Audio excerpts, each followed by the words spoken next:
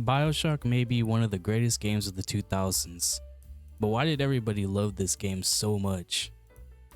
Personally, it's one of my favorites, and in today's video, I will be talking about what made Bioshock so good and why you should probably give it a try today. Yup! I think one of the biggest things that captured people's attention when this game initially came out was the amount of curiosity from beginning to end. Your plane crashes near this lighthouse that you have no idea where you are, who you are, and you just randomly within the first 2 minutes find this submarine. Now I'm gonna tell you exactly what hooked me in the first 5 minutes of this game, not even 5 minutes. Possible. I chose rapture. City where the artist would not fear the censor, where the scientist would not be bound by petty morality, where the great would not be constrained by the small. And with the sweat of your brow, rapture can become your city as well.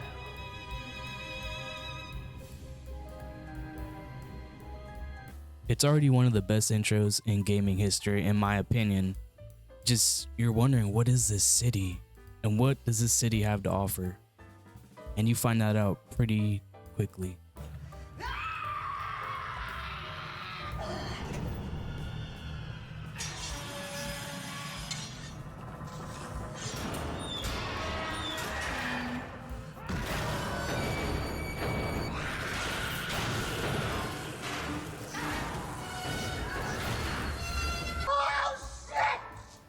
Now, if that's not the best first 5 to 10 minutes of a video game, then I don't know what is.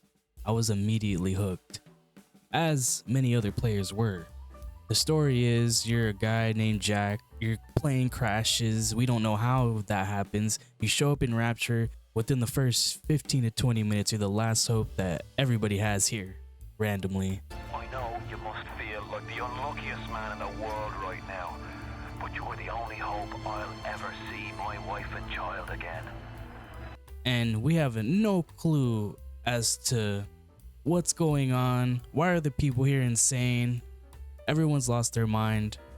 Now, the biggest point of Bioshock is to free Rapture of the clutches of two men that have had a civil war for years over this great civilization. Pretty early on, you get a wrench, a revolver, a machine gun, a shotgun, even a grenade launcher at your disposal. Not to mention that the plasmids you get to use. Steady now. Your genetic code is being rewritten. Just hold on and everything will be fine. Which are like powers. You can get different kinds like electroshocks, inferno, summoning bees to attack your enemies, controlling big daddies. There's a whole lot of variety there. The enemies don't really react to your hits, just so you know. There's no stun effect or anything like that. I mean, if you electric shock somebody and then hit them, of course they're going to be stunned and it's going to do more damage, but initially hitting someone with a melee item they don't really have the stun effect. They will walk through it and hit you back pretty easily. Now, you get different kinds of ammo in this game. There is regular ammo, you got anti-personnel ammo, anti-armor ammo. Anti-armor obviously is good against bots such as turrets and drones, does more damage. You can use your abilities with the environment, such as using your inferno to burn ice, your electric shock to shock the water with enemies in it. Not to mention that having bots fighting by your side is actually pretty cool. Now, they're pretty stupid, I'm not gonna lie.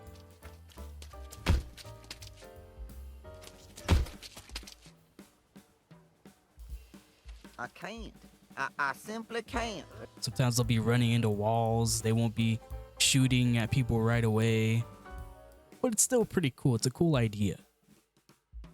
You can hack these items to fight for you. You can hack safes, you can hack vending machines. These minigames are pretty cool. You're pretty much trying to connect the pipes to get the fluid all the way to the other side so that it all connects, but you got bombs in your way, you have bot alerts in your way. And if you mess up, you overload the machine and you will take damage from it.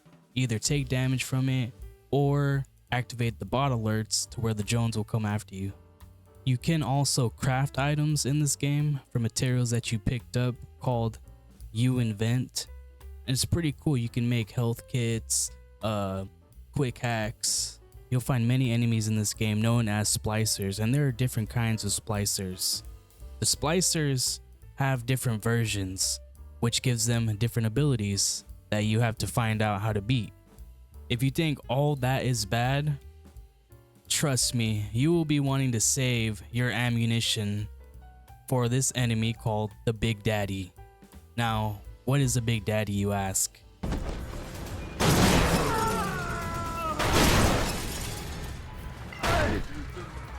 That's the Big Daddy. Now, Big Daddies come in different versions. You have some that rush you, some that shoot grenades at you, some that shoot you with the machine gun and rush you at the same time. And yes, these Big Daddies do get tougher over time, but there is a reason to kill these Big Daddies. No! No! No! No!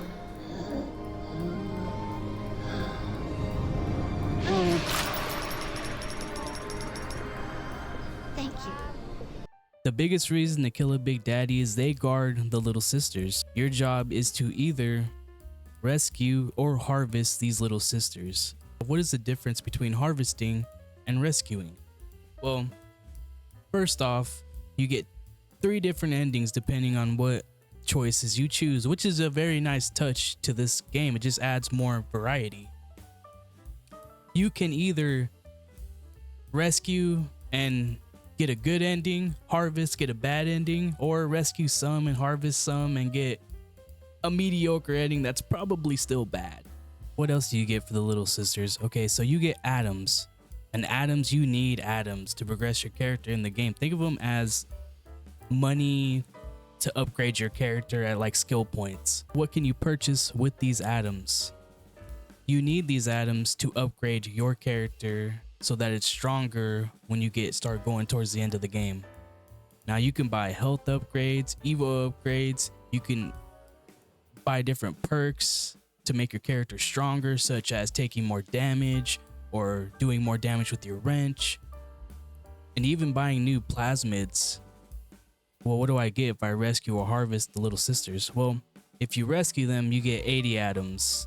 And I think it's, correct me if I'm wrong, every 3 little sisters you get a teddy bear filled of 200 atoms and a couple more goodies that you could use for the future to help your character throughout the game. What do I get if I harvest a little sister? Well, I don't know, you psychos. What in the ass? No, I'm just kidding. If you harvest a sister, you will get double the amount that you would have gotten if you would have rescued her, which is 80. So you would get 160, but you would receive no gifts. And the little sister would not survive the process from taking all that atom out of their system. So yeah, enjoy making those decisions, tough guy.